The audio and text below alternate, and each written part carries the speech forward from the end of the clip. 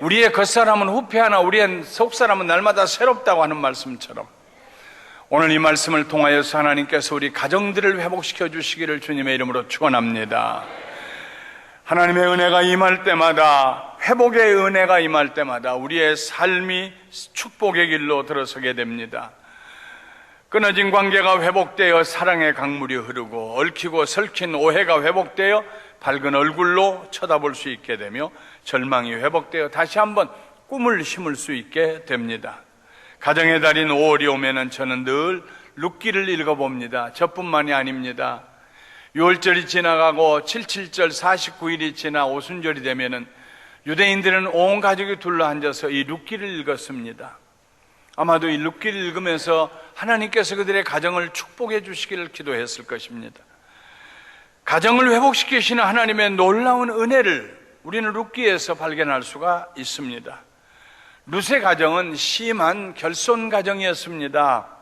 너무 피폐하여 가정이라고 할 수도 없는 가정입니다. 남편은 자식도 남겨두지 않은 채 세상을 떠났고 남은 가족이라고는 자기처럼 남편을 잃은 홑 시어머니 한 분뿐입니다. 가정이라고 하기에는 너무나 그 관계가 느슨합니다.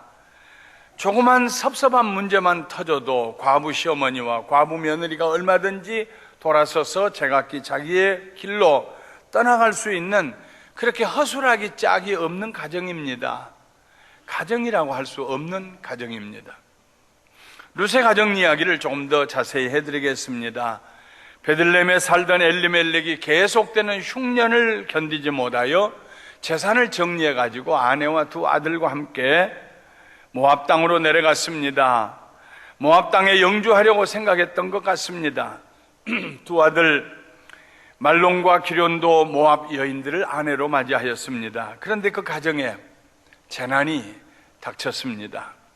모압의 자리를 잡은 지 10년이 안 되어 아버지가 세상을 떠나고 뒤이어서 두 아들이 세상을 떠났습니다. 손자도 없이 남은 것은 세 여인들 뿐이었습니다. 어느 날 베들레헴이 흉년에서 벗어나 살만하다는 소식이 들어왔습니다. 그동안에 눈물로 세월을 했던 나오미는 고향이 생각났습니다. 내가 무엇을 바라고 무슨 소망이 있어서 이 남의 나라 땅에 머물러 있다는 말인가? 고향으로 돌아가자. 내 뼈라도 거기에다 묻자. 이런 생각을 하고 고향으로 돌아갈 준비를 했습니다. 두 며느리들이 어머니를 따라서 베들레헴으로 올라가겠다고 나섭니다. 그러나 나오미의 강력한 권고의 말을 듣고 둘째 자부 오르바는 친정으로 돌아갔습니다. 그런데 큰 자부 룻은 뜻을 굽히지 않고 이렇게 말합니다. 저에게 억지로 어머니 곁을 떠나라고 강요하지 마시고 어머니와 함께 가게 해주세요. 어머니께서 가시는 곳에 저도 가고 어머니께서 사시는 곳에 저도 살겠습니다. 어머니의 백성이 저의 백성이 되고 어머니의 하나님이 저의 하나님이 되실 것입니다. 어머니께서 돌아가시는 곳에서 저도 죽어 묻힐 것입니다. 죽음이 우리를 갈라놓기 전에 만일 제가 어머니 곁을 떠나면 여호와께서 저에게 무서운 벌을 내리시기를 원합니다. 현대인의 성경에서 읽었습니다. 오늘 설교를 하면서 앞으로 나오는 성경 구절은 다 현대인의 성경에서 읽을 것입니다. 마침내 시어머니와 며느리가 베들레헴으로 돌아옵니다. 돌아오긴 했지만 고향으로부터 돌려받을 수 있는 것이 아무것도 없었습니다. 집을 세놓고 간 것도 아니요, 밭을 세놓고 간 것도 아닙니다. 다 정리하고 갔기 때문에 돌아와서 몸을 기거할 방 한 칸도 없었습니다. 오는 날부터 며느리 룻은 이삭을 주우러 나가야 했습니다. 마침 보리와 밀을 거두는 추수철이어서 그나마 다행이었습니다. 룻의 가정은 이처럼 일만의 소망이 없었습니다. 그런데 결론적으로 말씀드리면 룻은 성경에서 가장 행복하고 존귀한 가정을 이루게 됩니다. 그의 증손자가 다윗 왕입니다. 그의 후손 가운데 예수님이 태어나셨습니다. 마태복음 1장에 보면 룻은 예수님의 족보에 나오는 4명의 여인 중에 하나로 그 이름이 기록되어 있습니다.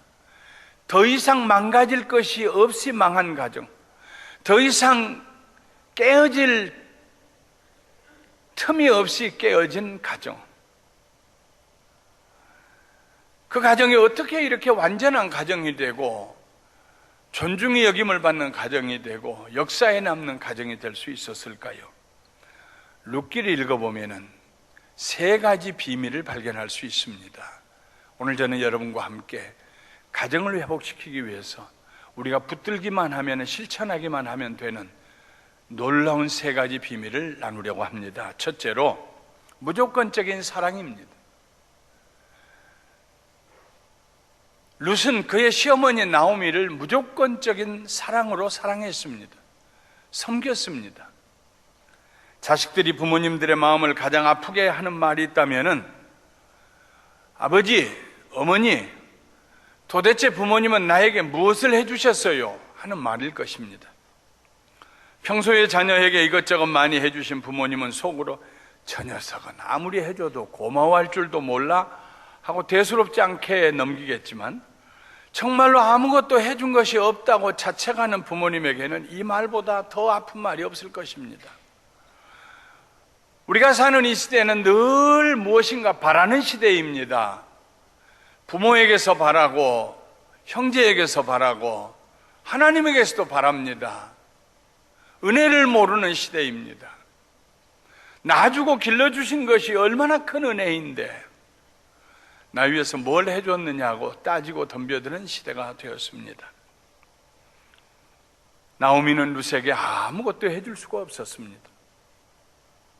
고향이라고 돌아왔지만 내 것이라고 할 만한 것은 아무것도 없었습니다. 동네 사람들이 반갑게 맞아주었지만 수치감에 얼굴을 들 수가 없어서 나오미는 두문불출하고 살았을 것입니다. 남편과 두 아들을 다 잃고 과부 며느리 하나 데리고 돌아왔는데 무슨 할 말이 있겠습니까? 그렇게 되려고 고향 떠났느냐고 사람들이 말은 하지 않지만은 무언의 함성이 들리는 것 같았을 것입니다. 어느 날 룻이 어머니에게 말합니다. 어머니, 제가 밭에 가서 이삭을 줍게 해주세요. 혹시 친절한 사람이라도 만나면 제가 그를 따라다니며 이삭을 줍겠습니다. 어머니의 허락을 얻은 룻은 그날부터 이삭을 주우러 나갔습니다. 룻은 어머님을 섬기기 위해서 어머니의 고향, 세상을 떠난 자기 남편의 고향으로 올라왔습니다. 어머니가 섬기는 하나님을 섬기기 위해서 이스라엘 땅으로 올라왔습니다. 룻에게 있어서 하나님을 빼면 아무것도 없습니다. 무엇을 얻기 위해서 올라온 땅이 아닙니다. 그는 어머니를 섬기기 위해서 왔습니다.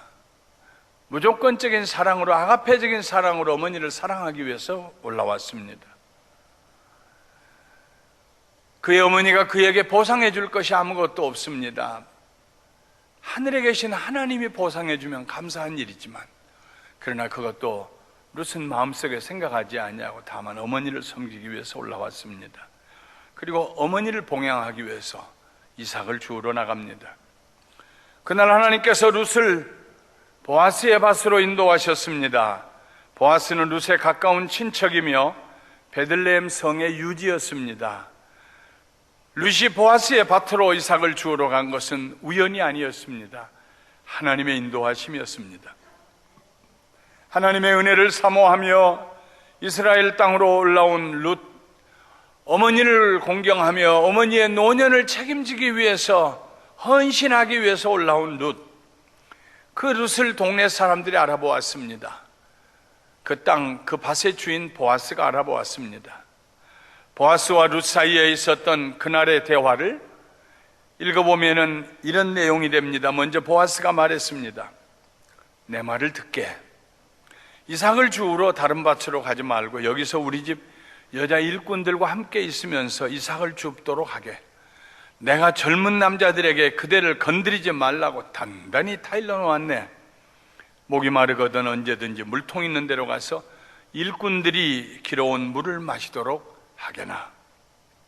그러자 룻이 땅에 얼굴을 대고 절하면서 말합니다. 어찌 나 같은 이방 여인에게 이런 친절을 베풀고 도와주십니까? 보아스가 대답합니다. 나는 그대가 남편을 잃은 이후로 시어머니에게 한 일을 모두 들었네. 그리고 그대가 어떻게 부모가 있는 고향을 마다하고 이곳 낯선 땅에까지 와서 살고 있는지도 다 알고 있네. 이스라엘 하나님 여호와께서 그대가 행한 대로 갚아주시기 원하며 그분의 보호를 받고자 온 그대에게 풍성한 상을 주시기를 원하네. 무너진 가정, 아무 힘이 없는 연약한 한 아녀자 과부 룻이 초석을 놓습니다. 다시 세우기 위해서. 그것은 아무것도 물려줄 것이 없는 시어머니 나오미를 조건 없이 사랑하고 섬기는 룻의 사랑이었습니다. 그런 룻에게 하나님께서 가만히 말씀 없이 쳐다보고 계시던 하나님께서 은혜를 베풀어 주셨습니다. 룻을 보아스의 밭으로 인도하셨습니다.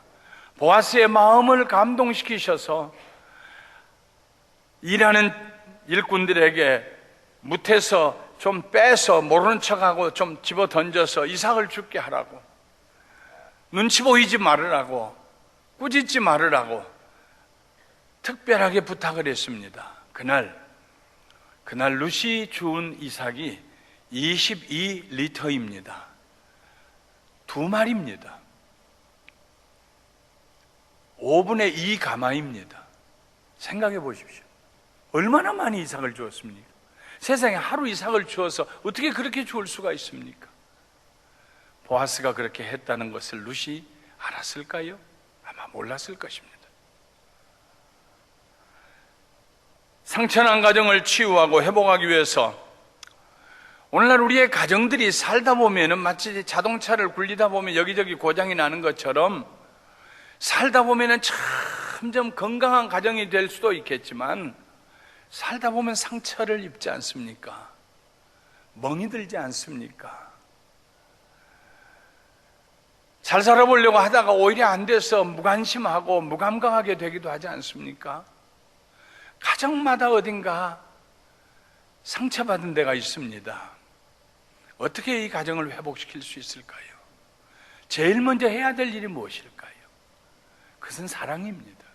사랑으로 섬기는 것입니다. 사랑이 생명의 불씨를 만들어냅니다. 사랑이 소망의 역사를 시작하게 합니다. 조건 없는 사랑의 섬김, 그 섬김이 무너진 가정을 다시 일으켜 세울 수 있는 초석을 놓게 합니다. 나한테 해줘야지, 그러면 난 더 잘할 텐데 절대로 그 가정을 회복할 수가 없습니다. 거두절미하고 바라지 아니하고, 그래, 내 남은 인생 내가 사는 동안에 내가 당신에게 내 온 마음을 다해서 전심으로 순수하게 내가 당신 사랑으로 섬기리라, 원망하지 아니하리라, 후회 없이 내가 당신을 사랑하고 섬기리라. 그런 마음을 가진 사람이 그 가정에 한 사람이 있다면 그 가정은 다시 회복되고 생기가 돌게 될 것이고 소망이 가득하게 될 것이고 기쁨이 넘치게 될 줄 믿습니다. 가정을 회복하는 둘째 요소는 축복입니다. 어머니 나오미는 자기가 다른 건 줄 거 없었지만 며느리를 한없이 축복했습니다. 그날 보아스의 밭에서 이삭을 주워왔다는 말을 듣고 나오미는 하나님께 감사드립니다. 여호와께서 그에게 복을 주시기를 원한다. 하나님은 산자나 죽은 자에게 언제나 자비를 베푸시는구나. 그 사람은 우리를 돌볼 책임이 있는 가까운 우리 친척 중 하나이다. 보아스는 보통 친척이 아닙니다. 기업을 물려줄 수 있는 친척입니다. 그 당시 이스라엘에 기업을 무르는 법이 있었습니다. 기업 무르기. 가문 중에 한 가정이 생활이 궁핍하여 밭을 팔면 생활이 넉넉한 친척이 그를 위하여 그 밭을 대신 사주는 법이었습니다. 그렇게 함으로써 가문에 할당된 땅이 다른 가문으로 옮기는 것을 막아 주었습니다. 하나님께서 룻을 보아스의 밭으로 인도하셨고 보아스가 추수가 끝날 때까지 룻으로 하여금 일꾼들 곁에서 이삭을 줍게 허락하였다는 사실은 하나님의 섭리입니다. 룻은 그렇게 6주 내지 8주 동안 보아스의 밭에서 보리이삭과 밀이삭을 주었습니다. 보통 보리 추수를 하고 그 다음 밀 추수를 하는데 6주에서 8주가 걸렸기 때문입니다. 옛날 제가 제 아내와 함께 베들레헴을 방문하고 그리고 베들레헴의 동남쪽에 있는 언덕 위에 서서 그 언덕 아래로 펼쳐지는 골짜기에 펼쳐지는 보아스의 밭이라고 일컬어지는 그 지역을 하염없이 쳐다보았습니다. 보아스는 룻을 어디에서 만났을까? 어디까지가 보아스의 밭일까? 틀림없이 거긴데, 만일 룻이 첫날처럼 많은 이삭을 계속하여 주어왔다면 그동안에 적어도 8가마 정도의 보리와 밀을 모았을 것입니다. 그 정도면 나오미와 룻이 아껴가며 1년 동안 넉넉히 먹을 수 있는 양입니다. 룻의 선행에 대한 소문이 온 동네에 퍼졌습니다. 그런데 추수가 끝나자 더 이상 이삭을 줍는 일도 할 수 없게 되었습니다. 시어머니 룻이, 시어머니 나오미가 룻을 불렀습니다. 얘야, 얘, 내가 너에게 남편을 구해 주어야겠다. 너도 이제 재혼하여서 다시 행복한 가정을 이루고 살아야 하지 않겠느냐? 네 생각에 보아스는 어떠냐? 그는 우리에게 친절을 베풀었고 또 우리에게 가까운 친척이기도 하다. 그가 오늘 밤에 타작마당에서 보리를 키질할 것이다. 너는 목욕을 한 다음 몸에 향수를 바르고 제일 좋은 옷으로 차려입고 타작마당으로 내려가거라. 그러나 너는 그가 저녁 식사를 끝낼 때까지 그의 눈에 띄어서는 안 된다. 그가 눕는 곳을 잘 알아두었다가 잠이 들면 너는 그의 발치로 가서 이불을 들고 거기 누워라. 그러면 네가 어떻게 해야 할 것인가를 그가 일러줄 것이다. 이 글을 읽을 때마다 저는 가슴이 뭉클하게 목이 메어와요. 며느리를 시집 보내고 싶어 하는, 며느리에게 축복을 나누어 주고 싶어 하는 시어머니의 마음을 읽을 수 있기 때문입니다. 불쌍한 며느리 룻을 행복하게 해주고 싶어 하는 따뜻한 어머니의 마음을 읽을 수 있기 때문입니다. 순종하는 룻이 목욕을 하고 향수를 바르고 아꼈던 옷 한 벌을 꺼내서 입습니다. 얘야, 이리 와봐라. 앞에도 만져주고 뒤에도 만져주고 허리도 다시 묶어주고 머리도 매만져주고, 얘야, 이렇게 차려놓고 보니까 참 이쁘구나. 좋은데 시집가서 행복하게 살아야지, 복 받아야지. 내 며느리, 그 두 시어머니와 며느리가 그런 얘기를 주고받을 때 얼마나 행복했겠어요. 다른 사람들이 외형적으로 볼 때는 그 가정은 깨지고 조각 하나 주워낼 수 없는 피폐한 가정인 것처럼 보였지만, 그러나 두 사람이 서로 대화를 나누는 그 장면을 하나님 보실 때 하나님의 마음이 감동이 되고 하나님이 그 가정을 축복하시기로 작정하십니다. 무너진 가정은 축복의 말을 주고받는 가운데 회복이 됩니다. 비록 재산을 줄 수 없어도 부모에게는 재산보다 더한 축복의 말을 자녀들에게 줄 수 있습니다. 우리는 축복의 언어를 사용해야 합니다. 축복에는 한계가 없습니다. 마음껏 자녀들을 축복하며 기도해 주어야 합니다. 축복의 말이 가정을 회복시킵니다. 아침에 출근하는 남편에게 여보, 돌아봅니다.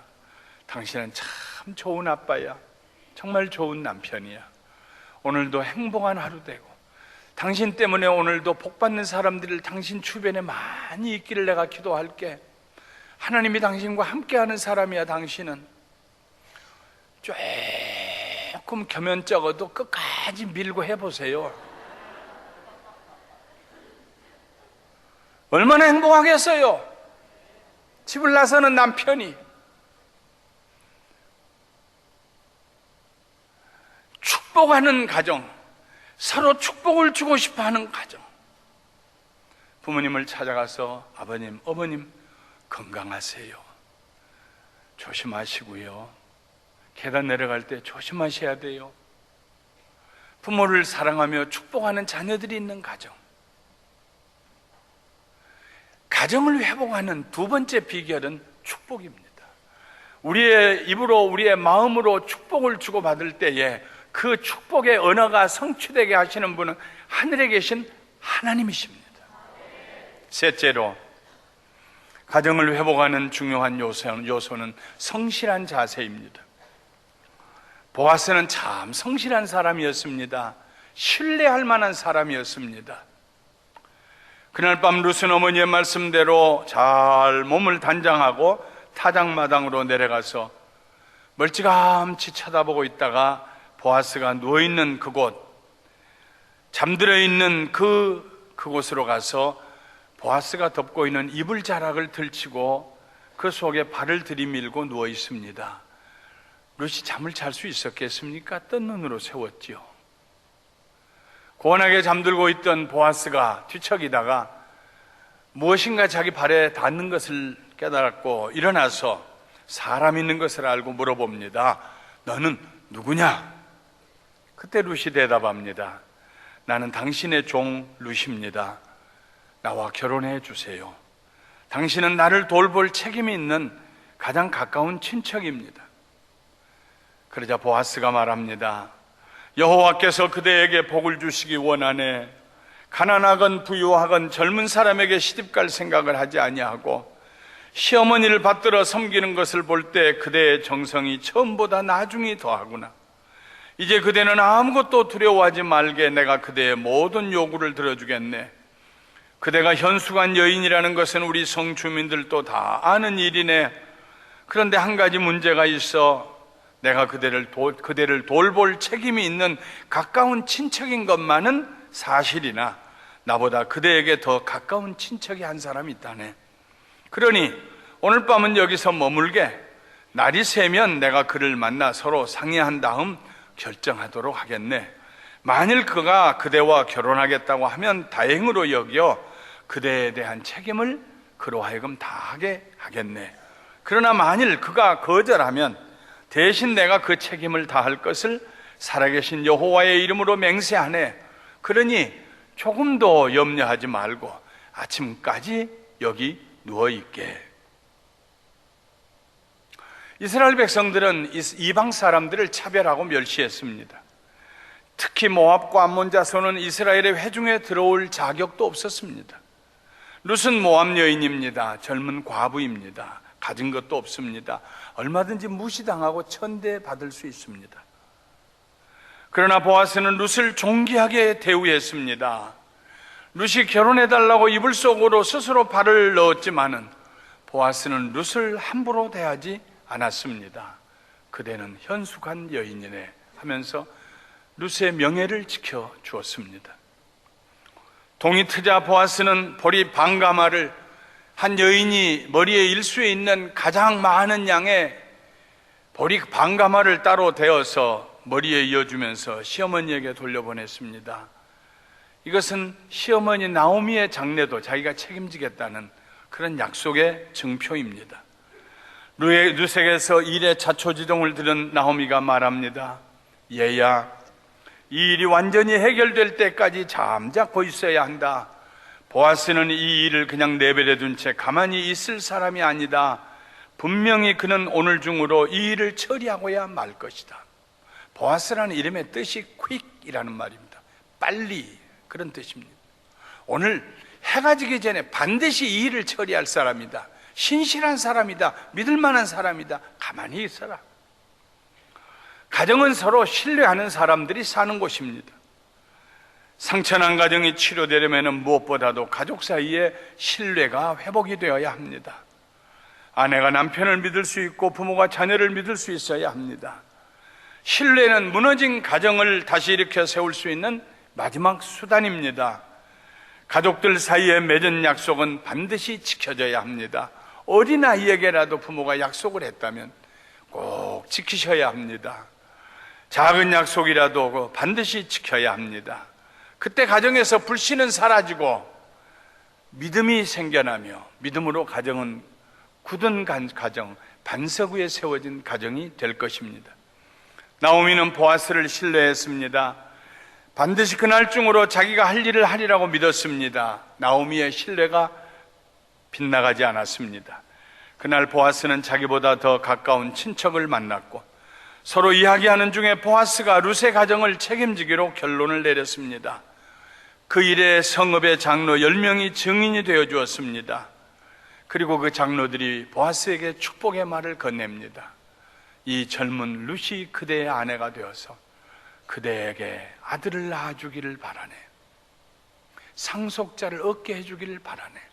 이 말은 보아스가 늙었는데 아들이 없었다는 얘기입니다. 마침내 룻은 보아스의 아내가 되었습니다. 그리고 하나님께서 축복하시자 룻이 잉태하였고 나보니 아들이었습니다. 보아스의 상속자가 생긴 것입니다. 나오미는 나오미대로 자기 가문을 일으킬 자기 아들의 이름으로, 말론의 이름으로 대를 물려줄 손자가 생겨난 것입니다. 두 가정이 다 일어났습니다. 성경에는 보아스의 가문으로만 그 자녀들의 이름이 기록이 되어 있습니다만은 그 당시에는 나오미의 집에도 자식이 생긴 것입니다. 보아스가 그 나오미의 옛날 재산을 다 사가지고 나오미에게 돌려주었습니다. 나오미가 죽고 나면 룻의 것이 되지요. 룻은 보아스의 아내입니다. 그래서 성경은 보아스의 자녀로 일목요연하게 자손을 기록하고 있습니다만은 그 당시에는 이 태어난 오벳이라는 어린아이가 두 가정을, 가문을 살리는 복된 자녀가 되었습니다. 그래서 성 안의 여인들이 나오미에게 찾아와서 이렇게 축복합니다. 여호와를 찬양합니다. 여호와께서 오늘 당신에게 유산을 이어받을 손자를 주셨으니 이 아이가 이스라엘에서 유명한 사람이 되기를 바랍니다. 당신의 며느리는 당신을 사랑하여 일곱 아들보다 더 많은 정성을 당신에게 쏟았습니다. 이제 이런 며느리가 당신에게 손자를 낳아주었으므로 이 아이는 당신에게 새로운 삶을 안겨다 줄 것이며 나이 많은 당신을 잘 보살펴 줄 것입니다. 말씀을 마치겠습니다. 하나님의 나라에는 절망이 없습니다. 하나님의 나라에는 소망밖에 없습니다. 보아스의 어머니가 누구냐면 그 유명한 여리고의 창녀였던 라합입니다. 창녀로 인생을 살고 있던 그 여인에게 무슨 가정의 소망이 있겠습니까? 그러나 하나님을 찾는 라합을 하나님께서 거룩하게 하셔서 이스라엘의 유명한 가문에 시집을 오게 하시고 그리고 보아스라는 아들을 낳았습니다. 보아스는 모압 여인 룻을 아내로 맞이해서 오벳을 낳았습니다. 오벳이 이새를 낳았고 이새의 8번째 아들이 다윗 왕이 되었습니다. 그의 후손 가운데 예수님이 나셨습니다.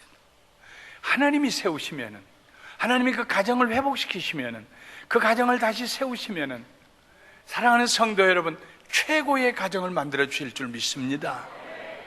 하나님의 은혜는 얼마든지 새 일을 행하실 수 있습니다. 죽은 것 같은 가정일지라도 하나님의 은혜가 임하면은 봄철에 우미 돋는 나뭇가지처럼 새롭게 회복될 수 있습니다. 그냥 그렇게 살지 마십시오.